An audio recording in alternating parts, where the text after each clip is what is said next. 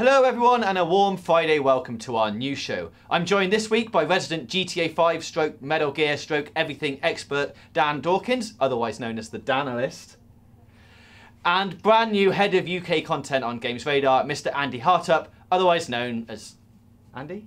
Yeah, that'll do. Yeah, sweet. Yeah. Coming up this week, an always online Xbox 720, cash for XP in Gears of War Judgment, and more Lara Croft. But coming up first, EA Chief Executive, whose name I'm going to get Dan to pronounce. John Riccitello. Brilliant. Has resigned. So did he jump or was he pushed? Economist Dan, is this a board decision?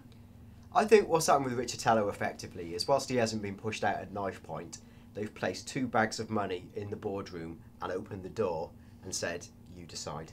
Because he's getting like 2 years' salary, right? Yeah, I mean, I don't think that in itself is unremarkable for a CEO of a major company. I think that the point is that really he's presided over, you know, and this is the debate whether it is his fault or not, a quite tumultuous period in EA history. And I say tumultuous, you know, a not very profitable period in EA history where they'd recorded at one stage 8 consecutive quarterly losses.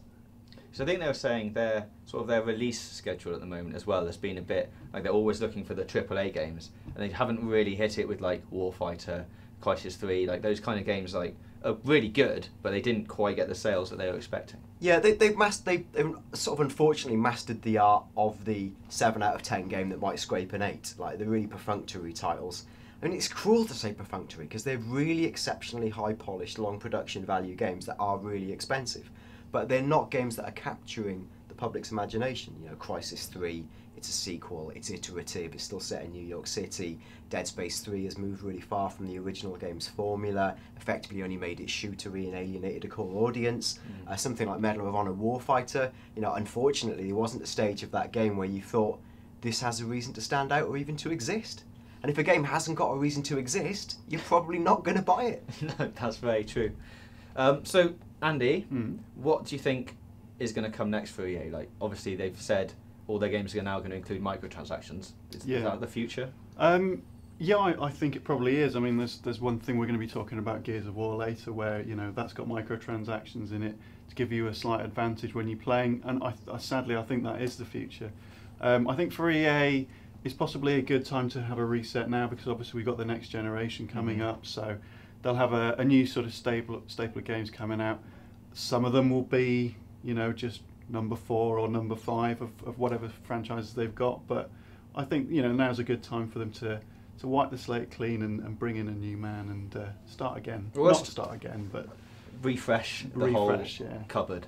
Well, let's talk about Gears of War then. So in Judgment, you can buy double XP as a thing, which I guess will help you out for the first few hours of the game, because that's always the bit where you're like, oh, I've got to like spend 3 hours leveling up my character before I can get the good guns. Sure, yeah.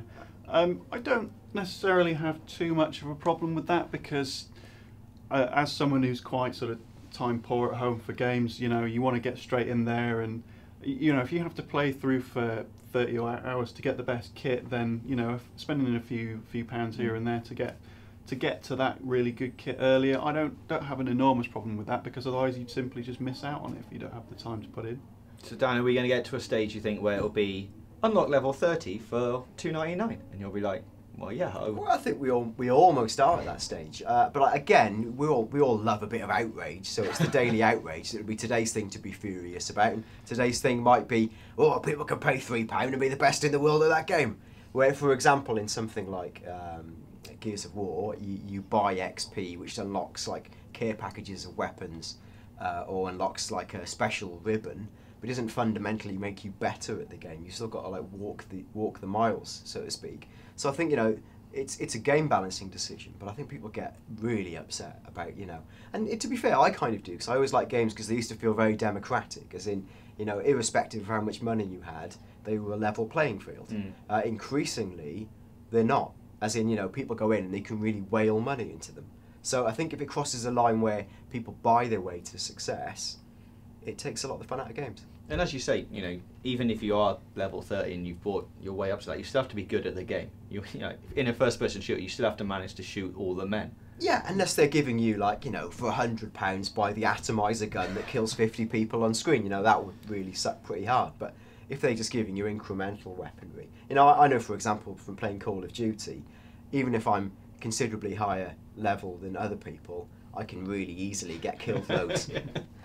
I think it all comes down to, like, for me, if the starting weaponry, for example, in like a Gears of War or Call of Duty, is good enough to make you competitive at the game, then it's a far less of a problem. However, if you start off in level 1, I mean, I don't know the specifics of the gear stuff, if you start off level 1 with like this tiny pistol that just fires like little rubber bullets at someone, and at level 30 you get like a gun that actually fires chainsaws, then there's a slight disparity there. The man who's paid $2.99 is going to be significantly better because he can't miss. But if you're competitive from the start, I don't see a huge problem with it. Tuesday brought us the news that Strider, that game from about 20 years ago, is going to get a reboot. So is this one reboot too many? Do we even know what Strider is anymore? Well, we do, I guess. But do the people who are buying games now even care? I mean, I do, being 1,000 years old. I remember Strider. And I'll be honest with you, at the time, I felt bullied to like Strider even as a child, where, it was like, oh, you've got to play Strider, it's brilliant. And then, you play Strider and go, it's not brilliant, I don't really love it. So, I've got no attachment to Strider. I mean, I didn't hate it, and I think the franchise has some resonance for the hardcore. And I think that any announcement strategy for it really is about, it's almost irrelevant that it's going to be a Strider game. If it is going to be a Strider game, it's just about whipping up some interest amongst the chattering classes of the internet.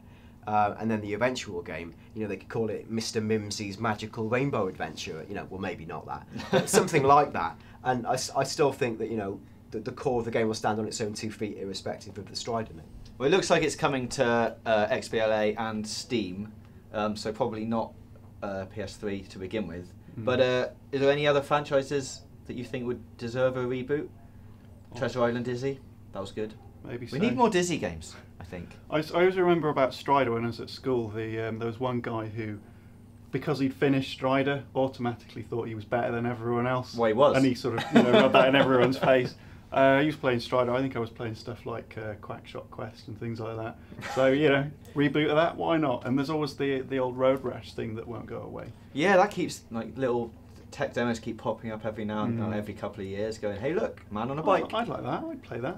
I've got an interesting fact about Road Rash. Yeah? This is bizarre. I was following the Twitter feed of Alex Ward, who's one of the top cheeses at Criterion, and he was saying that his interest in Road Rash was only ever really as a Road Rash versus Burnout game. So the idea of there being bikes and cars in the same game. Fact blast. Confirmed. Next generation. Put a bit of Strider in there, and we're fine. Burn Rash, isn't it? Wednesday brought us news that Nextbox developer kits point to the machine being always online. So, after SimCity and the sort of backlash that came from that, the next Xbox being online is surely insane. It depends what it does with always being online. I think if you're talking in terms of DRM and you can't actually play games unless it's online, that is madness. But if it's just a sort of philosophy whereby you're always connected, you're always being offered things via Xbox Live, you're having automatic downloads, and it's connected whenever possible, but that doesn't restrict you. I think that's fine. That's pretty sensible. A lot of modern technology does that. I mean, TV boxes are usually always online. I know they just updated like our BT Vision box. That's always online. You're always downloading things from it. So it's perfectly sensible. I think people are just worried about after SimCity, the DRM. If it does restrict you from playing games, then that is a different issue, and it's a bit of a problem. Because as you say, your phone, if you've got like a smartphone, they're like always online. And they only ever download things if you're connected to a Wi-Fi hotspot. Yeah. But essentially, it is always sort of talking to something. Exactly. So yeah. You can still use it when it's offline, but you just can't check Twitter or whatever you do with it. And what does this mean, Dan? Do you think for PS4 and Xbox, the next Xbox? Do you think? I mean, obviously, it's not always going to be constantly online, right? Well, yeah, I think the word "always online," like Andy said, exactly is right. As in, you could spin it to think, good grief, if I lose internet connection for 3 seconds, does that mean my game freezes and goes, will not work, end of game? That would be a disastrous own goal for Microsoft, and obviously it wouldn't take much for Sony to go, we're the console that doesn't stop playing games the minute the internet drops out. So that seems like competitively too much of a risk. Now, I think that there's much more sense in them producing like effectively a console that is linked up online, it's built to be online, and probably does fairly devious things like all the internet does, like tracks your behaviour. And Microsoft already, you know, Xbox Live is like a huge marketplace. It's just loads of adverts. Now, if they were to dynamically track all your behaviour, that's a very powerful advertising tool. So they can go, we know where you were yesterday, what you played, what you downloaded, X, Y, and Z. That's a premium advertising channel. So I can see some sense in a degree of always online, but like Andy says, if it actually stops you playing games, it's suicidal. And I just don't think that will be the case. Because even in the PlayStation 4 like announcement conference, they were saying like, you know, your PlayStation will get to learn sort of the games you like and like what you've downloaded and what you're playing. And I mean, that's only going to come from it being able to talk to the internet and going, hey, they just downloaded this from the store, and then it recommends you. It's just that I think Sony sold it in a way that didn't scare people, but I think it's just been sort of misinterpreted somewhere along the line. And let's bear in mind, Microsoft haven't said any of this. No, that's they haven't said true. a single word. Like, they're yet to say anything, and they're clearly either cool with people circulating the rumours, or they really can't dispel them because they literally are true. Or a degree of it is true, and there's a shock down the line. I don't think they're going to stand on stage and sell it like, one thing to make clear is your game might drop out at any second. But, you know, you've got to read between the subtext again. And Andy, finally then, for the future of Xbox, I mean, we're expecting an announcement in the next couple of months? Yeah, I'd say so. I think there's rumours going around that it's going to be the end of April, so I'd say that's quite likely. So other people will be expecting E3, but I think Microsoft will want to sort of do their own thing and not get sort of sucked up in all the rest of the hype of E3, and you know, just have a little bit of time where people are only talking about the next Xbox. Thursday brought us some brand new Beyond 2 Souls gameplay. I've seen it, you guys have obviously seen it. I thought it looked brilliant and also a lot like Heavy Rain. Yeah, I mean, it's obvious because it's from Quantic Dream. You know, they're not going to completely throw Heavy Rain away and say, yeah, and we're not doing any more of that. What we're going to do is something completely different. No, it's very much the same. One of the things that really impressed me about Beyond was the motion capture of Ellen Page and some of the Willem Dafoe stuff. I mean, it looks fantastic. I mean, it's definitely sort of motion capture a step up from Heavy Rain for me. Are you excited, Dan? You look excited. Well, yeah, I loved Heavy Rain to the point where I'd say it was probably like one of the most powerful, affecting games of the generation. I know lots of people derided it for, you know, essentially it's quite simplistic linear channel gameplay, but I thought what it did do is force you to, you know, engage with quite complex moral decisions and have to bear the consequences, which is something that video games don't do. As in, you know, normally the video games work on a principle of, don't worry if you haven't picked up all the shiny barrels because you can go back in 5 minutes and hoover them up. But this is a game that kept surging forward and forced you to live with maybe bad decisions and always live with a sense of regret. You know, how many games do you play and feel actual regret? I thought that was fantastic. And also the emotional bond, you know, again, as a father, I thought it was really powerful. I really wanted to save the kid. Now, as much as I love that, I can no longer tolerate David Cage, and he's like he's the only man in the industry capable of making an interesting game. I can't have him wheeled out at another conference, and like he did, it's preposterous to show the old man face like he did at the PlayStation 4 thing, and then go like, and there's words zipping behind him like emotion, complexity, polygons. You're like, this is a nonsense. It's a flaming nonsense. Like, I really think Beyond will be brilliant. And I respect his work, and I can't wait to play that game. But I can't have any more of this grandstanding. You just don't want to see him anymore. I just lock him in a cupboard. Send him in the background. Let his games do the talking then, you know. And this is, I know that at the recent event, like the event this week in Paris, where they did demo Beyond. Apparently, he told the people assembled. He said, you know, I don't want you to describe this as a video game and the controls or to spoil it. I want you to talk about your emotions. And you sort of go, yeah, that's nice, and I respect you saying that. But it's just, it's like a sort of sixth form Aravist feel about it. It's all very anguished. And I just wish, you know, his games spoke for themselves. And it's fine to have pretensions, but maybe just tuck them in the background. I mean, he said before that obviously, you know, the same kind of things, like he wants it to be an experience and more things like that. It does seem that like he really wants to make films. Like he'd rather just let, you know, you press X every now and then to progress the story. I think Beyond, very much like Heavy Rain, is just sort of cinematic. I mean, it's.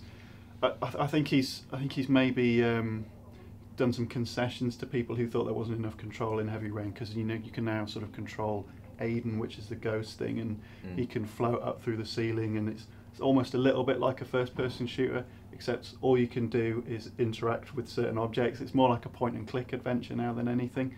Yeah, maybe he would be happier making films, but I think like Dan was saying, David Cage's thing is maybe he wants to elicit certain emotions from players from their choices, as opposed to just sort of feeding them things that they can just sort of absorb. I don't think it's just cinema. I think he wants the interface between moral decisions and cinematic production values, but I don't think he purely wants to make a linear adventure for you. And one of the things that's interesting for me about Beyond is it jumps about in time periods. So not to give too much away, because I know I've been speaking to one of the guys who went and saw it. You see what could be the end of one person's adventure, and then it shifts to a completely different period in time. And I guess it's almost like that sort of Memento thing, where you only sort of get all the pieces of the puzzle right at the end, which potentially could be really, really interesting.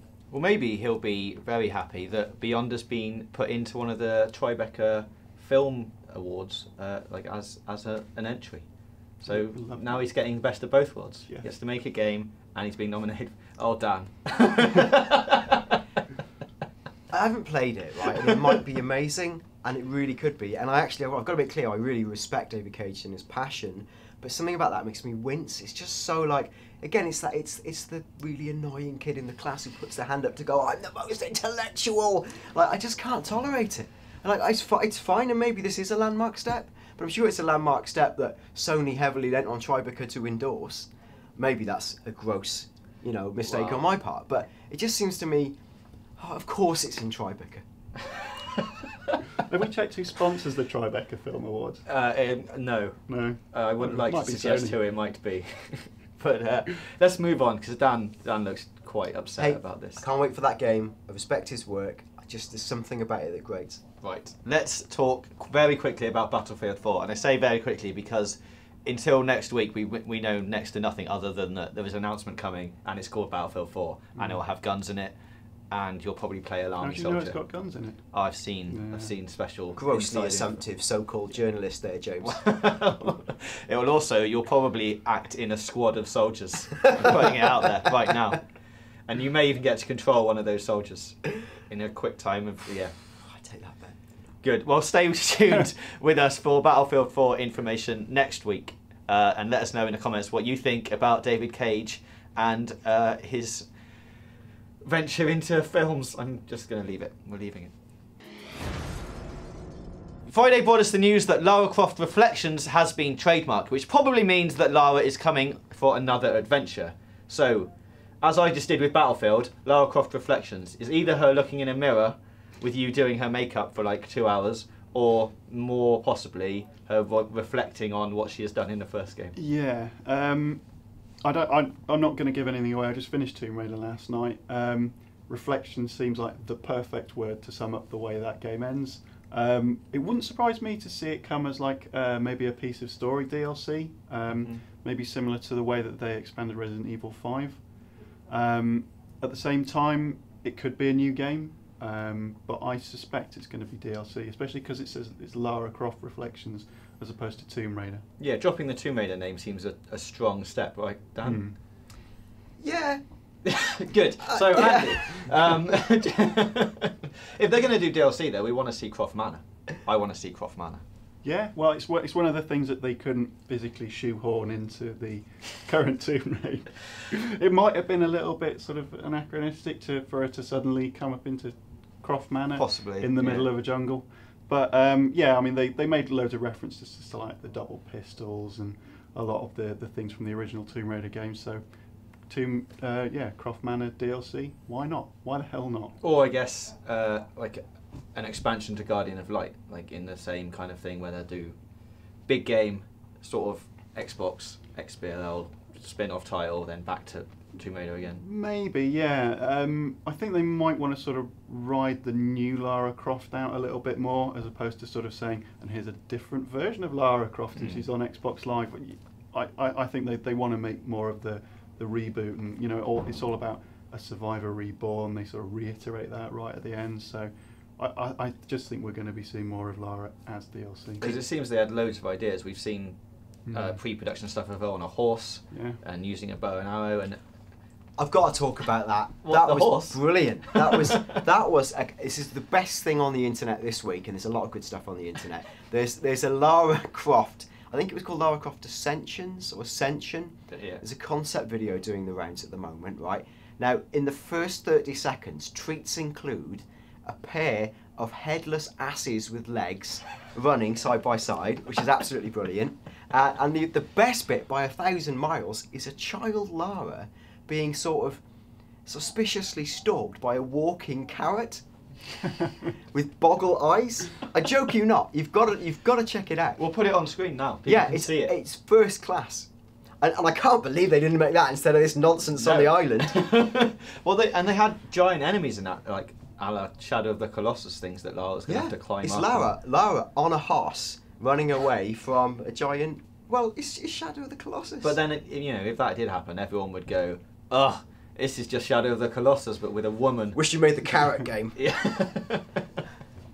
Good, but we're excited about new Lara. I really enjoyed the new Tomb Raider. Yeah, I enjoyed it perhaps more than I thought I would, because when they initially announced it, I was so excited because I thought, wow, they're making this new Tomb Raider. It's going to be like it's going to be like a survival horror, and like all this stuff about her being like vulnerable and scared and stuff. I thought, yeah, they make it a survival horror. That's all going to come out. It's going to be brilliant. They sort of turn her into the Terminator within about an hour of the game.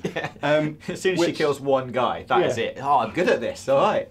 I kind of thought, oh, that's going to spoil it a little bit, because you know it's going to be like this disconnect in the narrative. But no, I really enjoyed it. I mean, being the Terminator and shooting loads of men with arrows and breaking boxes open for salvage, yeah, I was all for that. It was a great game. It still is a great game. Brianna Pratchett, who wrote Tomb Raider this week, another little fat blast for you all, said that her version of the script halved the projected kill count of the game. So, if it's already playing like the Terminator, wow, what was that game?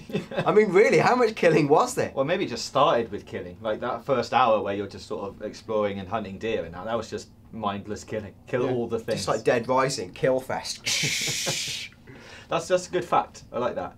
One more thing to finish off. We do a weekly show every week called GTA 5 o'clock. Goes out on a Wednesday. Hit the little button. You can subscribe now, which Dan is very much a part of.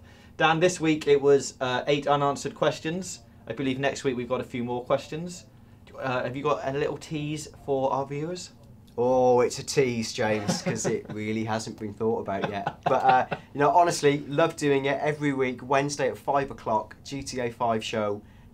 It's got lots of good stuff in it, honest. You see what we did, Andy? GTA 5. It's at 5 o'clock. Sometimes it's at 6 because of production issues, but see, it's good. I get it now, yeah. Clever. Good. Well, hit the button, as I said, to subscribe. Leave your comments below. Hit up GamesRadar for all the new news, reviews and previews, and we'll see you next week.